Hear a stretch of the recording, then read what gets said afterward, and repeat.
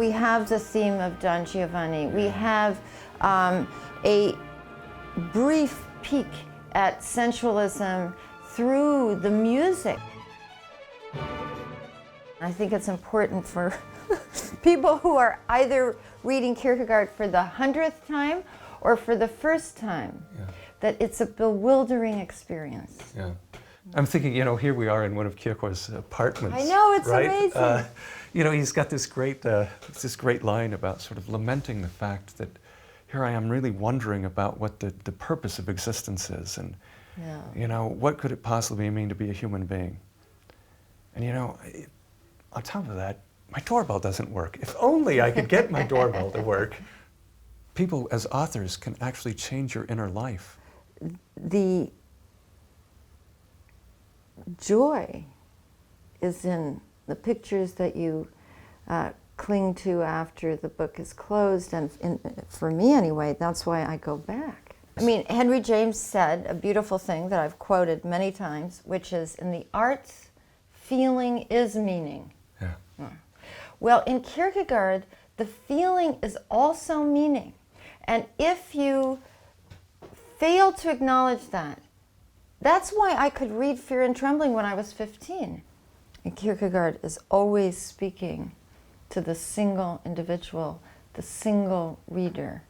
He's perfectly clear about the fact that multiple readings are possible, and that it depends on the person who's reading. In Kierkegaard, writing is the life. It is, and being those other characters, taking on these perspectives, these other voices, that is the life. Yeah. Because there was so little else. Yeah. A colleague of mine has suggested that in a way Kierkegaard's pen moves faster than Kierkegaard's interpretation of his own life. So that in a sense, he can only interpret his life by looking at what he has written.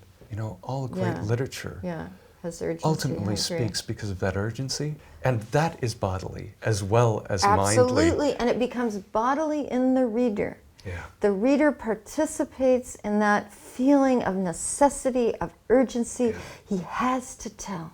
Right. Tvang in Danish. That is body and soul. That's both of them. That is the human person in its complicated, ambiguous, fractured, fragmented, confused. Right. That is synthesis. That is exactly. Contradictory synthesis. Right. Yeah. The idea of course, secrecy, which is very troubled.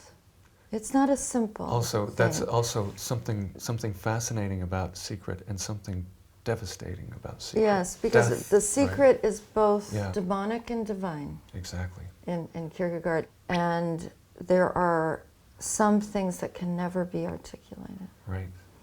So one can say Kierkegaard obviously had a relationship to what he felt was ineffable. Right.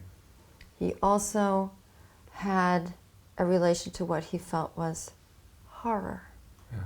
It's secretive space, and that's always private in some sense, or particular. Right. And I think, it's beyond language. Yeah. But it was a tortured reality for him. There's something holy about that space, something that could be holy. I mean, an experience perhaps that cannot ever be captured. That respect for that inner space could be divine, right? Yes. And now that I think about it, that's a very Kierkegaardian sentiment. In other words, don't think you can see the immensity and complexity of a human being's inner life by just sitting across from him or her in an office. Right.